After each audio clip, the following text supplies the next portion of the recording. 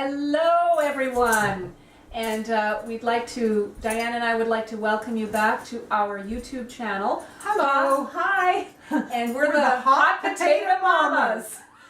We got it right this time, that's for sure.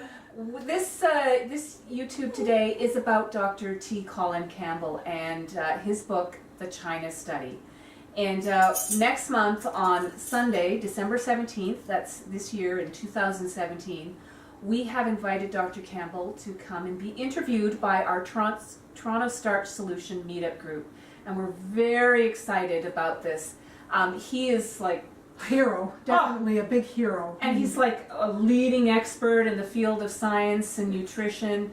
Dr. Dean Ornish, what does he call him? He calls him the giant in his field. A giant. Giant! So we are excited. This book, The China Study, that he's written, if you haven't seen this before, very famous book in the plant-based world. And he is the one who will be remembered for uncovering the true relationship between diet and cancer. Okay, so I'm going to give you a little summary of the China Study. Dr. T. Colin Campbell, he was working on finding out whether protein causes cancer growth in rats for about 2 decades, and then got the opportunity to test his theories on real live human beings. And this was sponsored by the American and Chinese governments and the Cancer Society and a few other big sponsors. And they went to China and they studied people in 65 counties.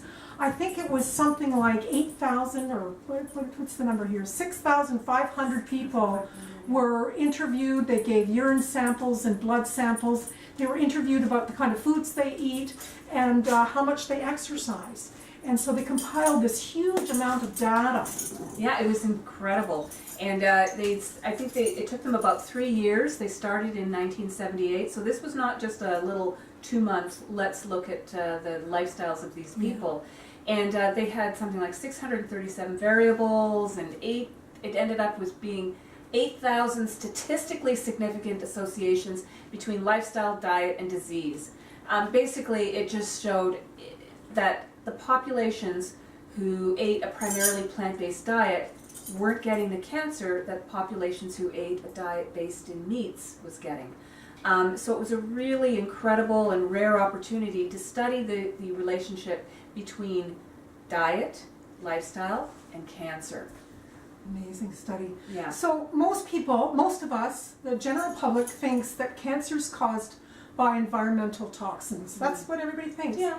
And that's not the whole story. The story is that you need the animal protein is like the accelerant. So if you have a synthetic chemical in your system that causes cancer, it's this accelerant of meat protein that causes it to grow like crazy. Mm-hmm. And so what T. Colin Campbell and his scientific team discovered is they can turn cancer on and off by how much animal protein you are consuming. And as soon as it goes to 5% of your diet, cancer growth turns on. And as soon as it goes under 5%, cancer growth goes off. So it's an on and off switch. It's just like a light switch, right? Light switch, yeah. Yeah, and amazing. Oh. So nobody knows this in our society.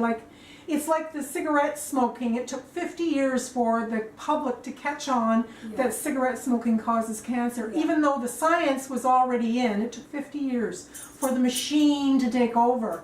Now we already have the science about animal proteins causing cancer, and nobody knows about it, which is really a tragedy. It's a tragedy and it's a shock. Although I have to admit, it's exploding. I mean, thanks to the internet, thanks to documentaries like What the Health, and of course, thanks to Dr. Campbell and other incredible, heroes as far as we're concerned. Yeah.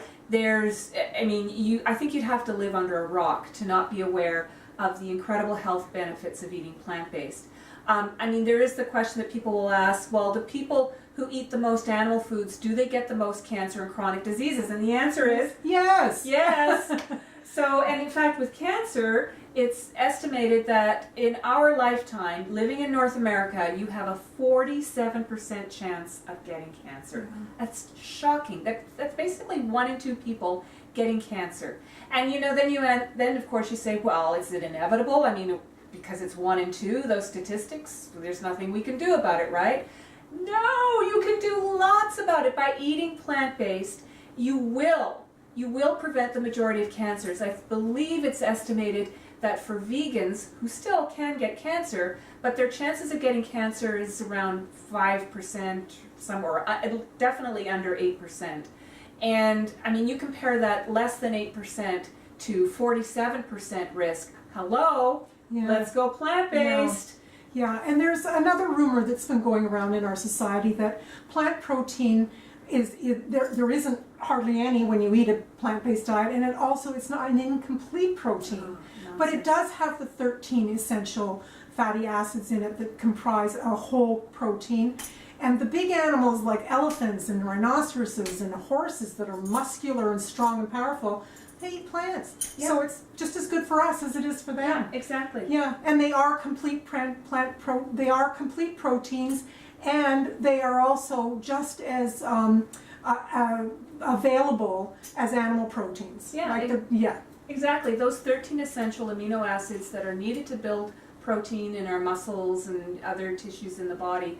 I mean, we're like, if we could be like the giraffes and elephants and so on and just eat plants and eat lots of them, we'd be fine. I mean, Diane and I, we've both been plant-based for well over 5 years now.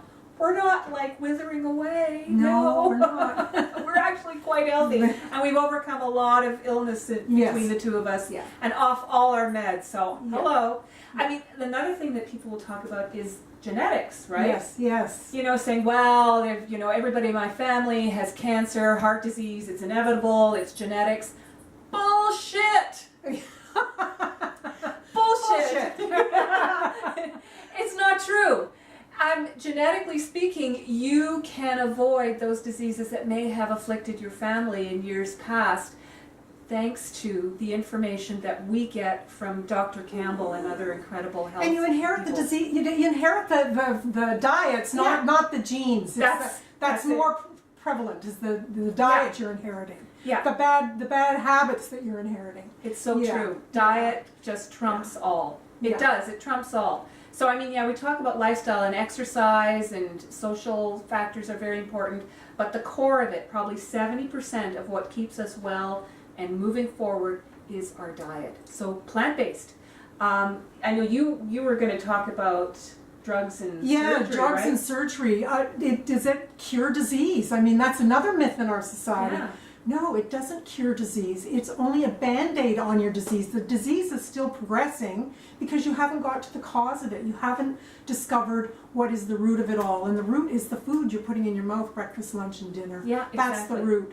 And you can have a bypass surgery or for me, it was a hip replacement surgery. My arthritis still continued until I got to the root cause, which was my diet. Changed my diet, cured the disease. Yes. So that's basically what we wanted to cover today. So if you're interested in sending in Dr. T. Colin Campbell a question, come out to our group if you're in the Toronto area, and that is information is down below, so you can get the information there. Yeah, we'll have a link to our Toronto Starch Solution Meetup group. Yeah.